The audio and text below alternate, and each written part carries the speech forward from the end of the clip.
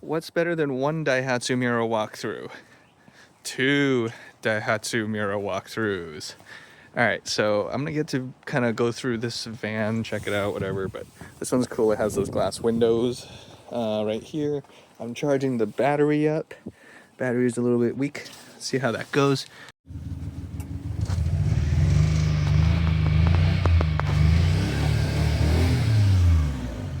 We are now here to investigate if the distributor cap and rotor needs some replacement because it is misfiring. This van is misfiring. This is the EF. I forget which one. It's still the EF motor because it's a 3-cylinder. It is single cam. It's timing belt driven, but it is intercooled and turbocharged and fuel injected. This is from like an early 90s Mira TRXX. It is a 660, so that's after 1990, and then it's probably up to like 94, I think. I forget when it became the 4-cylinder JBJL. So this is an EF something. I'll put it down below, but it's intercooled, fuel injected, 3-cylinder. We know it's a TRXX because the instrument cluster is a TRXX cluster, and it allegedly has a 4-speed transmission automatic in here, but obviously I can't drive it enough to know if it's a 4-speed or not, but the cluster is a 4-speed. It could be a Frankenstein. Isn't that what most of these are? Frankensteins? I'm going to troubleshoot a few things. The exhaust smells like fuel when this thing is running, so it's probably running really rich, and it's misfiring really bad. So I'm going to check the spark plugs. I'm going to pull those out. First, I'm going to pop the distributor out, the cap and rotor. I do happen to have a spare. I see some oil seepage here, so maybe the oil seal is bad too. Yeah, it could be, or it could be from the valve cover. I can't really tell. So let's get this guy out. There's 2 Phillips head screws. I think this might be too big. I hope I have the right cap, but at least I could take it off to inspect it. I think I need a wrench or a flathead. It's a little 8mm bolt. Alright, let's get this cap out. I should probably disconnect the wires, you know, that might be wise. Might be making it easier, but, you know, whatever. Finagle it out. If I can, try to. There we go.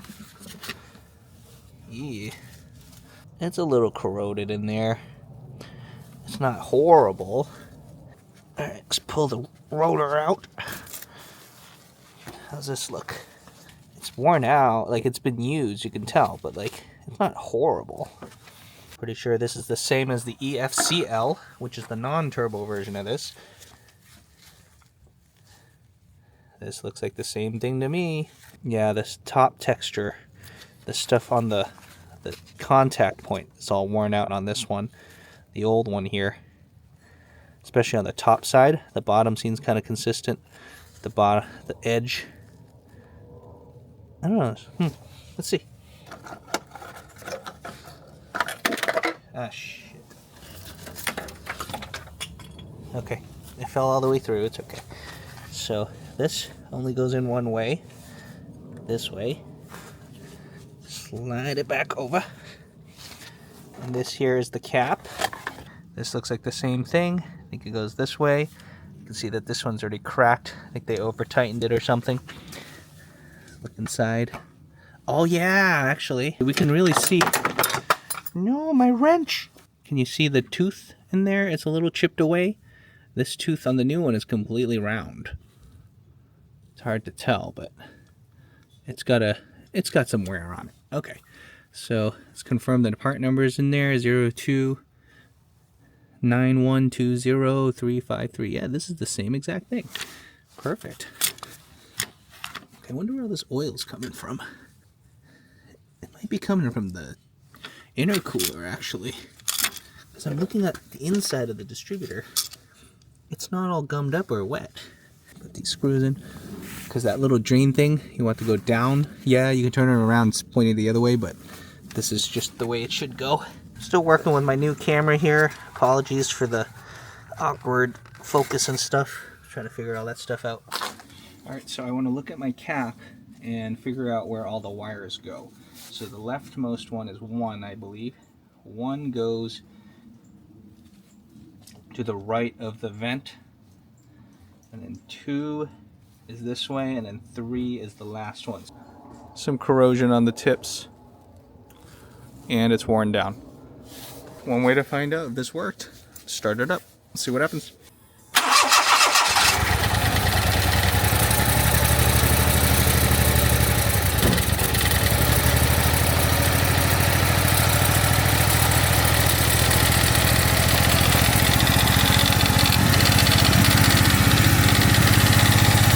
It sounds a little bit better. Oh no, it's a lot better. Wow, that's a lot better. I might still want to check the spark plugs. Let's see how this goes first. It still smells like fuel a little bit, but it's a lot better.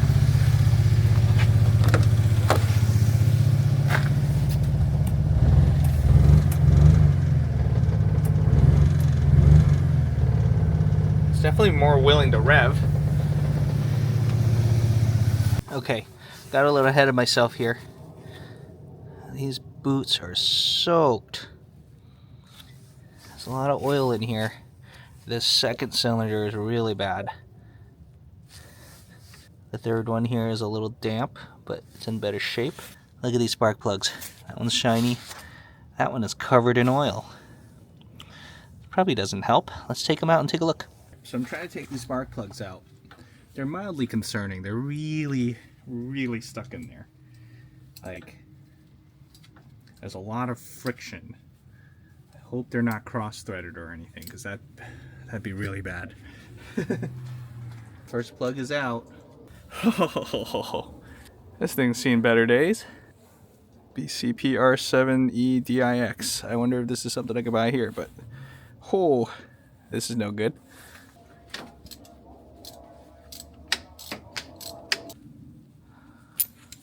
This one's also definitely seen better days.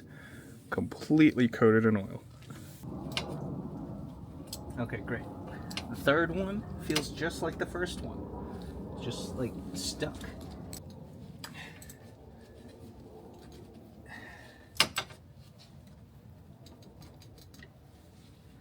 First one was way worse than this. This was tough in the beginning. It got better at the end. The first one was bad all the way through. Is this gonna focus? See, I don't really like this camera for this kind of stuff. Maybe I just don't know how to use it properly.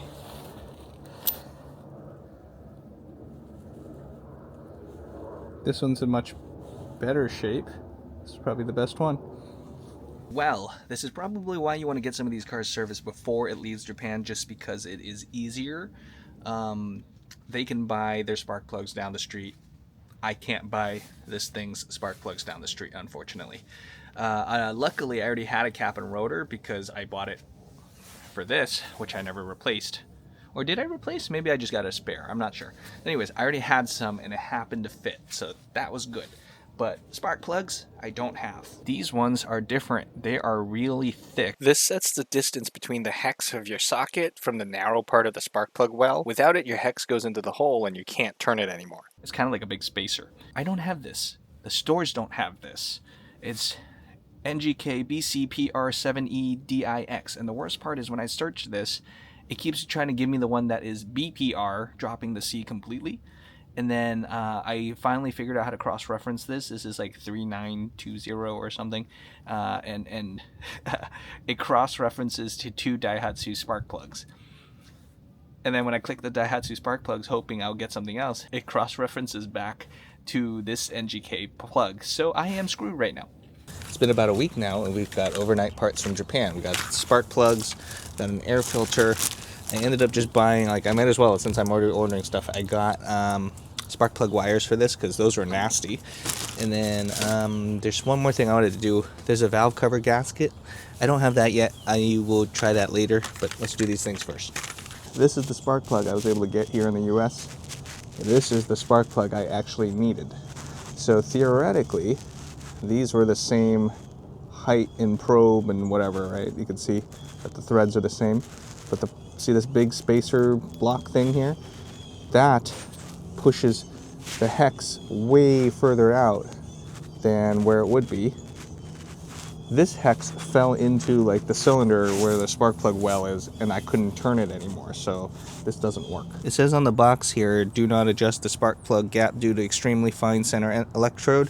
And the tightening angle is 1/3, so I'm assuming that means tightening 1/3 of a turn. But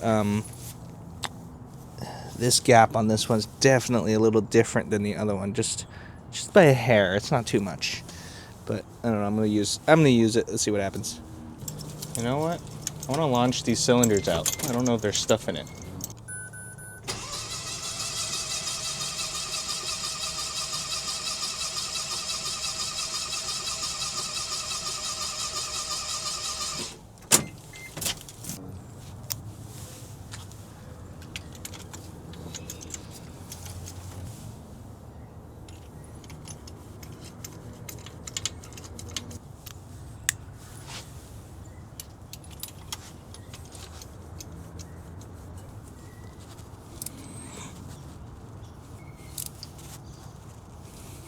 Let's do the new wires. All right, remove the wire. There we go. This electrode has a little prong on it, so I guess I'll replace these one or two at a time. I don't know. Let's see what I got. What's nice about these ones are there's actually an oil seal, a well seal, I guess. These Sumitomo ones didn't have that. Let's just change the air filter. This one's kind of grubby. The new one looks like. I mean, it's not horrible, but it could be changed.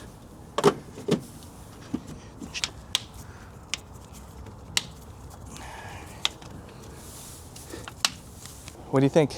Is it going to work? I hope it works. Ready? Now, there's no fuel because I pulled the fuel pump. Now we've got to prime it.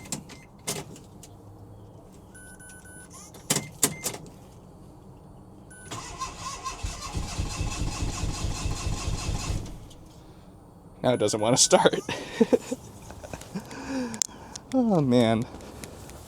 What did I do? Alright, I think I got it. I had to prime the fuel system. It's kind of annoying, but it is what it is.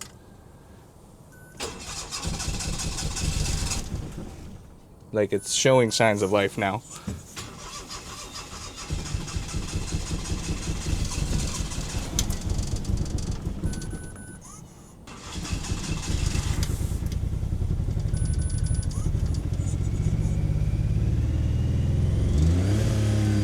Oh, that's a hell of a lot better.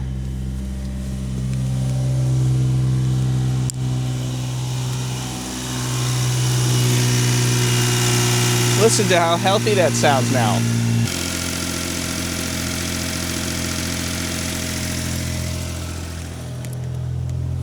It was a little smoky at the startup, but this is how it's supposed to be. It's a cold start. It's probably burning out all the gunk that was in there too. It doesn't smell like fuel anymore. That's actually very good. Ah. Doing the Rodrigo rev. Okay, still a little bit smoky, it looks like. Everything is up to temp and it seems to be okay. I heard the cooling fan cycle once. Still a little smoky. Looks like condensation though, because it's wet in the pipe. Checked the coolant and oil, it was okay, so that's why I think it's alright. Let's see. Oh, no power steering. Oh. Oy. Oy.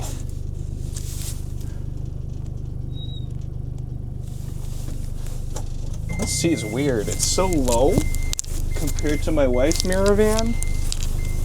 I should also probably push the mirrors out and stuff because this is terrible. Can't see anything. All right. It drives like a car. Unlike when I first got it.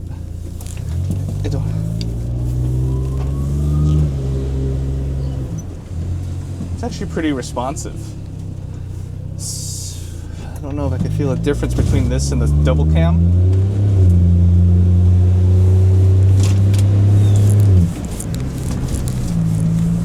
Interesting.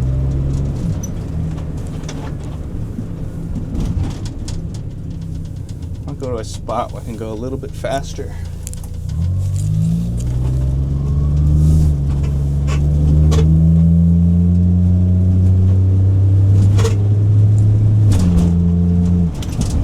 Yeah, it's not bad. I think it's a little slower than my wife's Mira. I don't really want to romp on it too much right now. There's some rubbing in the back. It could probably need new shocks or something.